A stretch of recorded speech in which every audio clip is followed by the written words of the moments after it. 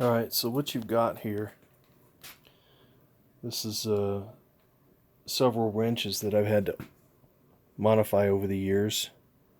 We'll go through it and you can kind of tell me what you think.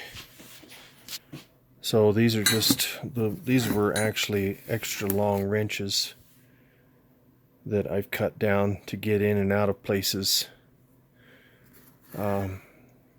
This particular wrench was used back when I worked for Ford for I believe I used it on Aerostars doing front alignments. This one was a foreign car for the distributor.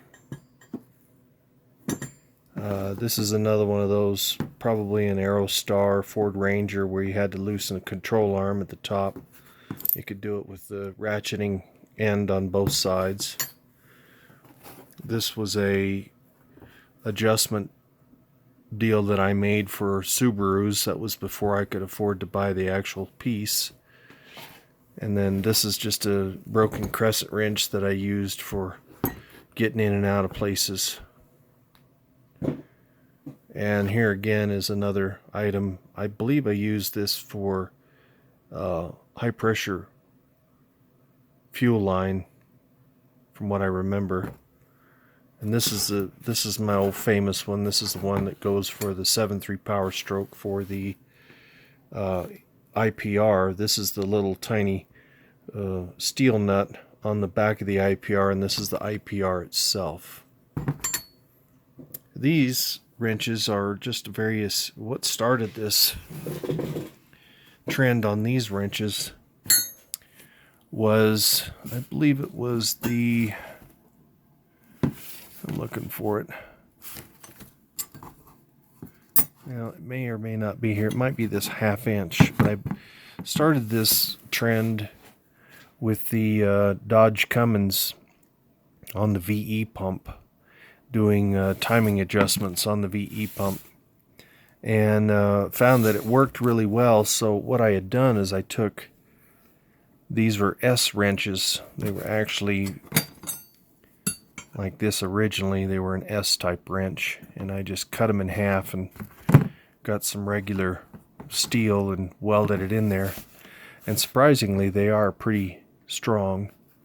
But I did this with various sizes of wrenches because I needed a different type of way to get in and out of some places. I was working on foreign cars, some Volkswagens, a couple of Audis, that kind of took these special type wrenches, and these were cheap. I think each wrench was $4 or $5, and they came in a set of well, I can't remember exactly, but once I cut them apart, you see all the ones, and there's a few of them that I've got misplaced.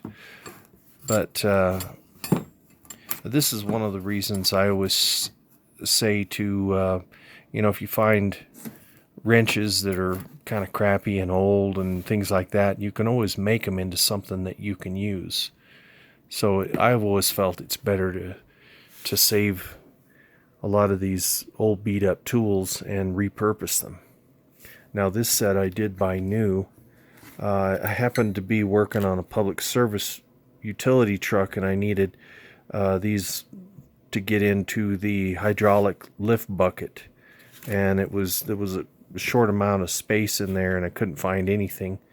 So I bought these wrenches and just cut, I think, 4 or 5 inches out of the middle of them, and then tried to, of course, keep it to where that, you could see the size. I kind of got a little bit anxious on the welding there and went through it, but I've had these things pretty tight before and they work real well.